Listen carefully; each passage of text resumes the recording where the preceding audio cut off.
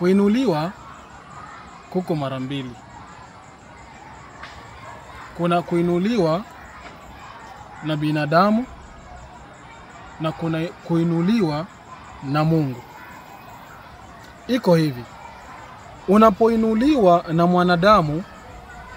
mwanadamu lazima utimize masharti yake.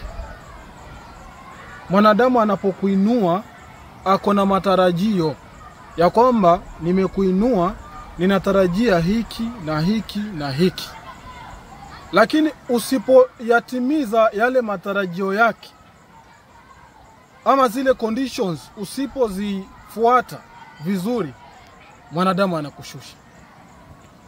Mwanadamu usipofanya kile ambacho anatarajia umfanyie, lazima atakushusha. Kwa sababu atasema tulikupandisha ili utufanyie hiki na hiki na hiki, lakini haufanyi. Sasa ina haja gani? Wanakushusha. Lakini unapoinuliwa na Mungu anapohusika katika kuinuliwa kwako, neno la Mungu linasema kila kutoa kuliko kwema na kila kitolewacho kilicho kamili hutoka juu, hushuka kwa Baba wa mianga.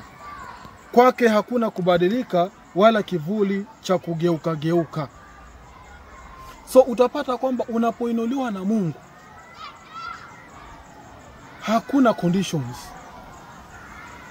Unapoinuliwa na Mungu, hata Mungu anapokupatia, tuseme anakupatia kazi, kwake hakuna kugeuka. Mungu akiamua kukupatia ndoa nzuri, kwake hakuna kugeuka. Anapokupatia mke, anapokupatia mume, kwake hakuna kugeuka. Kwa hiyo unapoinuliwa na Mungu ni vizuri zaidi. Mungu awabariki.